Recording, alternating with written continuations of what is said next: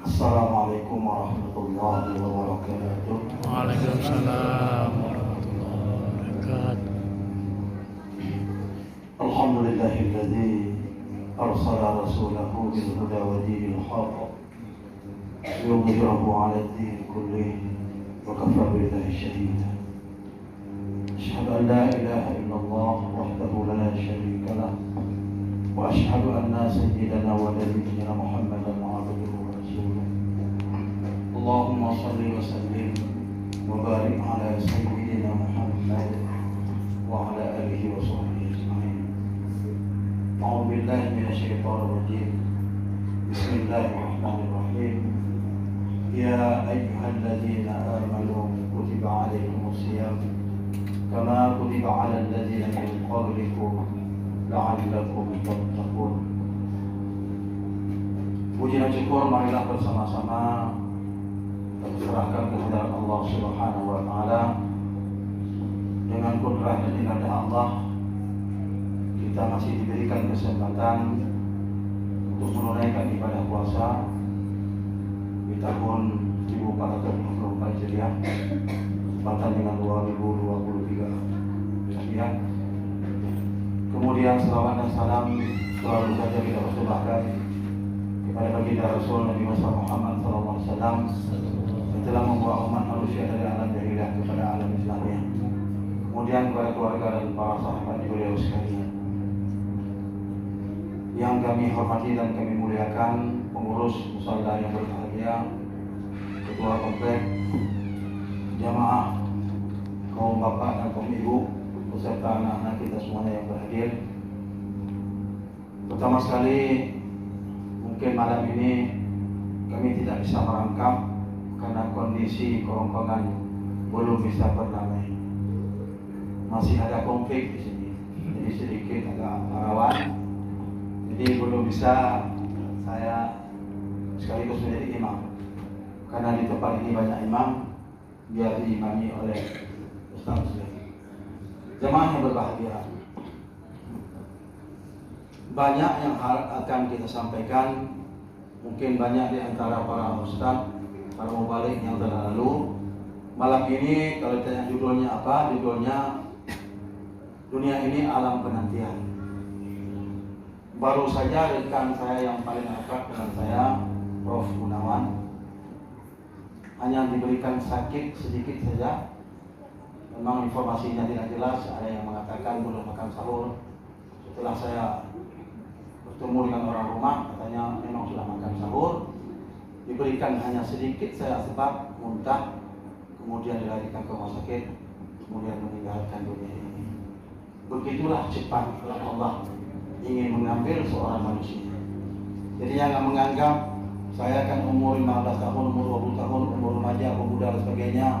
Waktu beliau luar biasa, adik adun dengan adik Rai. Kita belum ada jaminan. Hari ini tidak bisa menjamin, tidak ada bisa jamin kita masih bisa makan sahur nanti. Yang pegang gaya aja deh. Jadi nanti kayak Allah mudah-mudahan kan. Kalau gemetaran terus itu lambung nanti kan. Jamaah yang berbahagia. Apalagi umur kita yang sudah di atas 50. Saya umur kelahiran 60, berarti 63.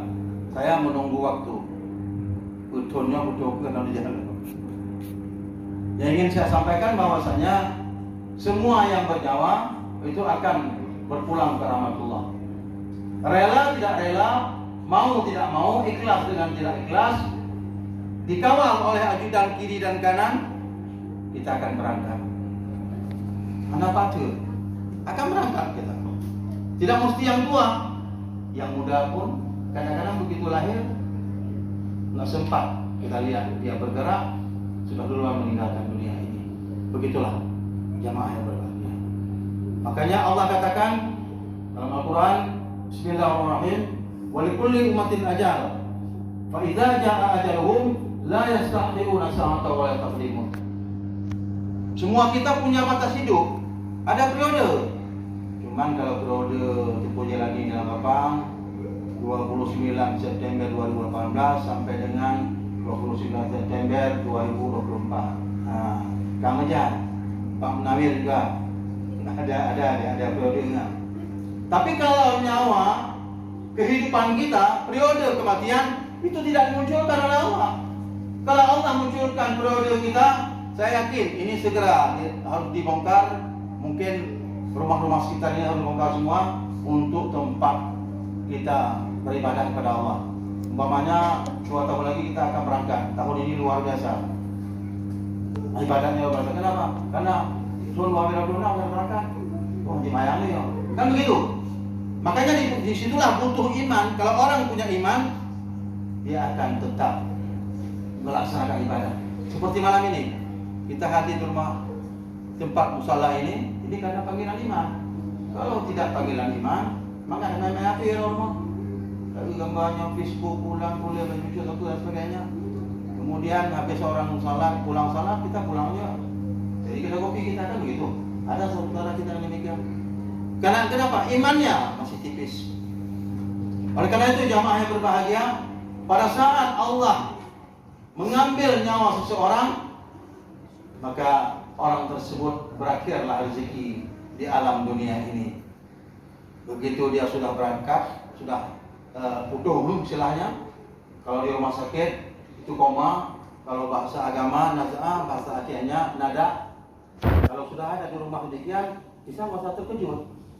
Yang terkejut kita seperti Prof yang telah mendahului kita. Enggak sakit-sakit.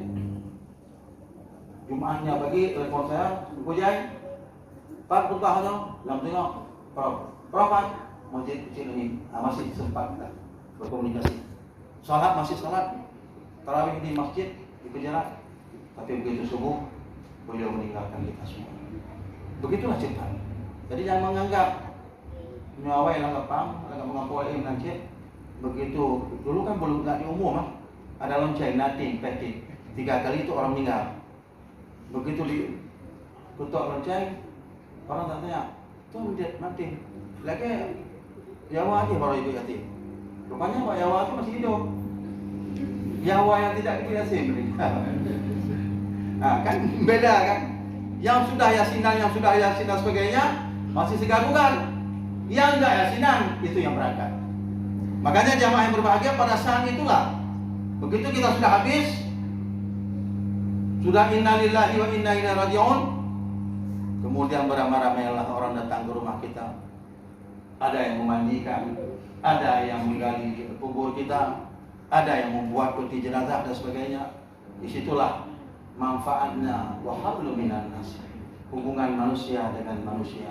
Kalau tidak jamaah berbahagia, begitu ditanya siapa meninggal bapak pulang, oh ya Allah, hantam lemah tak kayak aku belum punya belayung. Itu yang terjadi. Dan itu kita alami jamaah berbahagia. Makanya sesama kita harus ada komunikasi hablum minan nas, ya harus bagus.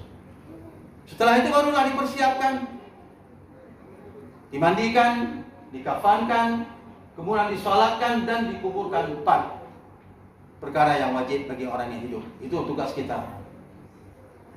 Menyogeci awal sebelum ke ulamnya cik mau bunuh mayat. Kemudian jik dewan di bunuh dia bukan dewan bunuh mayat. Tapi kan enggak apa-apa. Kalau Pak Jokowi bunuh mayat itu kan demikian. Biasa aja kita relax aja. Enggak mesti SOP kali lah. Nah, kemudian setelah itu baru dibawa, setelah dimandikan, kemudian dikafankan, kemudian kan itu habis panggil keluarga, lihat ada yang bisi di telinga, dompet belum bagi di surga apa? Pak surga Allah malah piompe belarung belang kepang lupa. Lalu sayang, lagi pak surga ya Allah itu salah enggak apa-apa enggak? Makanya kan kadang-kadang kalau kita bicara pada saat mengantar jenazah ke kuburan itu kadang-kadang kita sudah memenuhi persyaratan saja. Silakan ada yang genggam tanah kasih masuk dalam kubur, silakan, tidak ada masalah. Tapi dari kita sendiri yang paling penting, bawaan kita mana? Bawaan kita. Makanya Allah panjangkan umur kita berhadapan dengan bulan suci Ramadan. Inilah kesempatan kita beribadah sekuat tenaga, semampu mungkin, karena belum tentu puasa yang akan datang kita masih seperti ini. Kemudian disalatkan. Alhamdulillah kalau anak yang jadi imam, kita latih.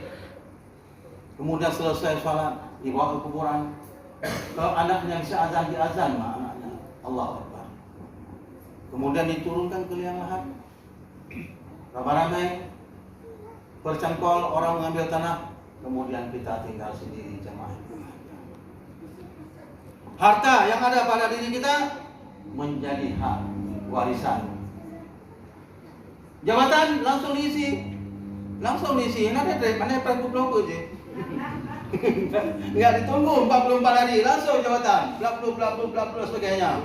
Kemudian yang yang orang rumah bikin surat kematian dan sebagainya, urus pensiun kalau dia ASN dan sebagainya, beralih. Sepatu yang dibeli bapak, merek yang luar biasa bagus. Alhamdulillah kalau anak sudah gede dipakai mana, kalau enggak untuk adik, abang dan sebagainya, pokoknya semua beralih. Kita tidak apa-apa lagi, kita di dalam alam kubur. Cuman ada Nabi mengatakan dalam sebuah hadis, "Idza mata ibnu Adam qata'a amalu illa min salasin. Shadaqatul jariyah, wa 'ilmin yuntafa'u bihi, wa waladin shalihin yad'u lahu." Ada 3 macam. Apabila seorang hamba Allah cucu Adam telah meninggal dunia, putus hubungan kita, tidak bisa beribadah. Umpamanya saya, begitu meninggal dunia sudah dikuburkan, kita nggak bisa lagi beribadah. Kita hanya menunggu. Nah, ada 3 shadaqatul jariyah. Pada saat kita hidup, kita bisa membantu pembangunan musala, membantu pembangunan masjid dan sebagainya dalam bentuk sedekah jariyah.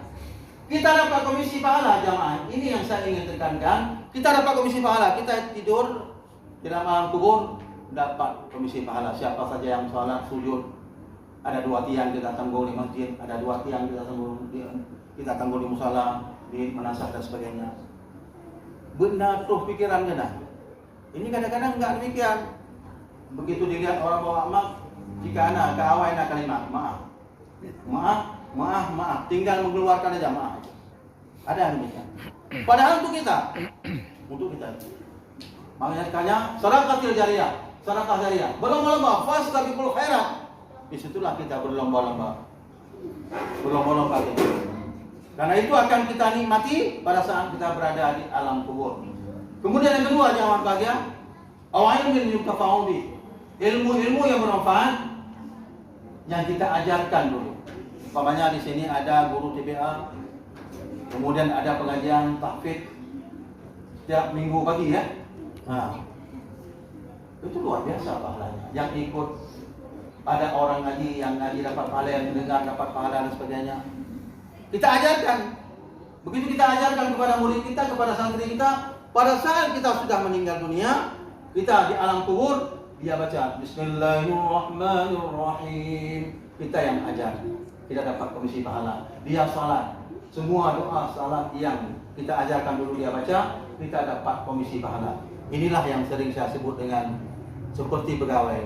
Begitu pensiun, habis masanya dinas dia pensiun, walaupun gajinya sedikit, tapi masih bisa dia terima pensiun. Ini juga pensiun jamaah berbahagia, dia masih terima. Kemudian yang ketiga, awaladin shalihin yad'u lahu. Anak-anak yang saleh dan salehah yang setiap saat mendoakan orang tuanya.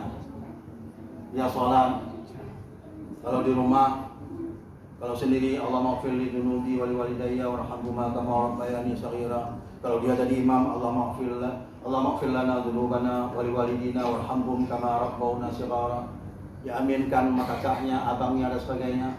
Maka perlu ada 1-2. Kalau ada anak 7 sampai 6 dan sebagainya, jangan sekolah umum semua, adalah 1 di pesantren. Mam yang tabuh hendak kepada guru jangan fikir-fikir kalau dia malu. Lalu memang hanya hanya jarak. Padahal kalau menuntut ilmu pengetahuan tidak ada masalah. Kita jaga saja perbekalan yang dia butuhkan dalam menuntut ilmu. Nah, jamaah yang berbahagia, yang ketiga ini, dia berdoa kepada orang tuanya. Maaf, saya sering kadang-kadang begitu ada orang meninggal, kadang-kadang dikuburkan di kubur keluarganya, saya tanya, ino na jarak, ino kana begitu kita cangkol tanah, menan dahulu dalam fitruk, rupanya ada kuburan. Saya tanya kepada keluarga, apakah nunggu hati ya bacun? Nah, mana lu tinggal nunggu begini begitu dan sebagainya. Coba bayangkan. sedih sekali orang tua kita. Kita taruhlah sedikit, nggak usah hebat-hebat kali lah kita ikat sedikit sebagai tanda, bukan untuk megah-megah, tidak, untuk tanda saja bahwa di sini ada kubur najaran. Makanya jamaah yang bahagia, kita berdoa kepada orang tua. Bulan puasa, habis sholat, habis tarawih, habis subuh, kita kirim doa untuk orang tua kita yang telah mendahului kita. Oleh karena itu jamaah bahagia, kita menunggu waktu. Ini kan menunggu waktu kita. Begitu kita dengar telah meninggal dunia bulan binti bulan, maka bergegaslah ramai-ramai. Seorang memang luar biasa jamaah bahagia. Kalau Allah berkehendak apa saja jadi. Saya punya teman satu orang, dulu tugasnya di Banda Aceh, sekarang tugasnya di luar, bintang luar. Jadi pada suatu malam saya telepon, diambil oleh ajudan, maaf Ustaz, bapak lagi sakit. Saya tanya sakit apa? DBD, bintang 2 IKP nama orang. Rupanya DBD tidak mengenal bintang, walaupun berbintang-bintang. Yang saya ingin katakan, kalau jadi, pulang kita. Kalau jadi. Makanya tidak mesti sakit. Yang kita pikir, oh mak, tadi kan bersama kita di warung kopi tadi. Sekarang kan beda. Nah, makanya walikulli ummatin ajal, fa idza jaa ajaluhum la yastakhiruna sa'atan wa la yastaqdimun. Allah katakan, Allah akan mengambil nyawa seseorang hambanya tepat waktu. Kalau umpamanya aku jalani tahun 2026 September tanggal 20, tetap tidak akan 21, tidak akan 19. Jam 4, tetap jam 4 tidak akan lewat dan sebagainya. Oleh karena itu jamaah bahagia, Allah masih berikan kesempatan kepada kita sehat walafiat. Kita masih bisa beribadah, segera laksanakan ibadah di bulan suci Ramadan ini sambil kita menunggu kapan Allah panggil kita. Kita tidak usah lari, kematian pasti akan menjemput kita. Ada kehidupan, ada kematian. Ada laki, ada perempuan, ada siang, ada malam. Semua ada lawannya. Oleh karena itu jamaah bahagia, pada kesempatan yang berbahagia ini, sekali lagi kami ingin mengingatkan bahwasanya kematian tersebut adalah akan menjemput kita dimanapun kita berada, di kutub utara pun kita berada, dimanapun. Ada yang di atas diambil oleh Allah dalam pesawat terbang, ada di laut, ada di darat, ada di jalan, ada di rumah, dan sebagainya. Sebelum maut menjemput kita, persiapkan diri kita masing-masing dengan ibadah kepada Allah Subhanahu wa taala. Sehingga jamaah bahagia nantinya di alam kubur dan di alam akhirat kita akan menjadi orang pemenang dan Allah akan memberikan kepada kita rahmatnya, Allah akan memberikan lindungannya sehingga kita menjadi salah seorang penghuni surga Allah Subhanahu wa taala. Demikian jamaah bahagia beberapa nasihat yang dapat saya sampaikan pada kesempatan yang berbahagia ini. Mohon maaf karena kondisi masih kurang sehat. Lebih dan kurang kami mohon maaf. Kepada Allah saya mohon ampun. Billahi taufiq hidayah. Assalamualaikum warahmatullahi wabarakatuh.